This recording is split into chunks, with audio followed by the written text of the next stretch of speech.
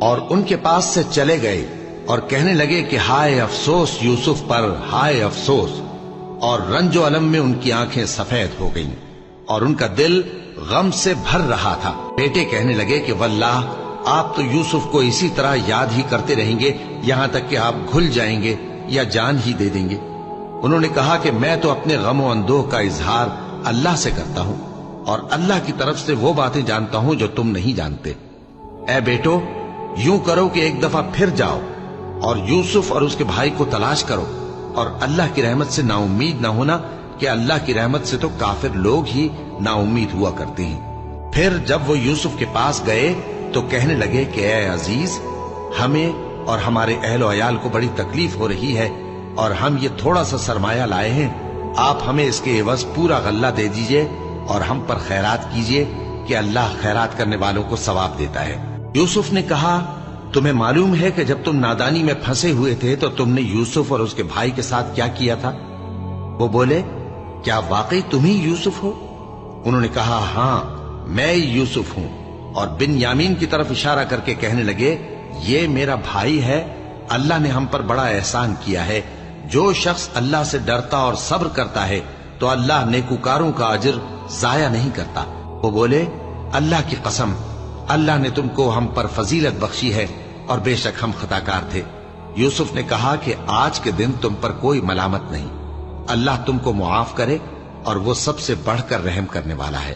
یہ میرا کرتا لے جاؤ، پھر اسے والد صاحب کے منہ پر ڈال دینا تو وہ بینا ہو جائیں گے، اور اپنے تمام اہل و عیال کو میرے پاس لے آؤ۔ اور جب قافلہ مصر سے روانہ ہوا تو ان کے والد کہنے لگے کہ اگر مجھ کو یہ نہ کہو کہ بوڑھا بہک گیا ہے تو مجھے تو یوسف کی بو آ رہی ہے۔ وہ بولے کہ واللہ آپ اسی قدیم غلطی میں مبتلا ہیں۔ مگر جب خوشخبری دینے والا آ پہنچا تو اس نے کرتا ان کے منہ پر ڈال دیا، سو وہ بینا ہو گئے اور بیٹوں سے کہنے لگے کیا میں نے تم سے نہیں کہا تھا کہ میں اللہ کی طرف سے وہ باتیں جانتا ہوں جو تم نہیں جانتے؟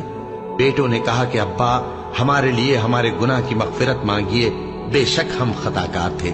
فرمایا میں اپنے پروردگار سے تمہارے لیے بخشش مانگوں گا، بے شک وہ بخشنے والا ہے، مہربان ہے۔ پھر جب یہ سب لوگ یوسف کے پاس پہنچے تو انہوں نے اپنے والدین کو اپنے پاس جگہ دی اور کہا مصر میں داخل ہو جائیے، اللہ نے چاہا تو امن و امان سے رہیے گا۔ اور اپنے والدین کو تخت پر بٹھایا اور سب ان کے آگے سجدے میں گر پڑے۔ اور اس وقت یوسف نے کہا ابا جان یہ میرے اس خواب کی تعبیر ہے جو میں نے پہلے بچپن میں دیکھا تھا، میرے پروردگار نے اسے سچ کر دیا اور اس نے مجھ پر بہت سے احسان کیے ہیں کہ مجھ کو قید خانے سے نکالا، اور اس کے بعد کہ شیطان نے مجھ میں اور میرے بھائیوں میں فساد ڈال دیا تھا آپ کو گاؤں سے یہاں لایا۔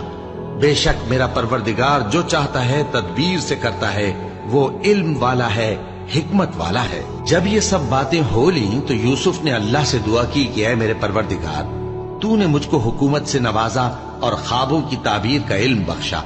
اے آسمانوں اور زمین کے پیدا کرنے والے، تو ہی دنیا اور آخرت میں میرا کارساز ہے۔ تو مجھے دنیا سے اپنی اطاعت کی حالت میں اٹھائیو اور آخرت میں اپنے نیک بندوں میں داخل کیجو۔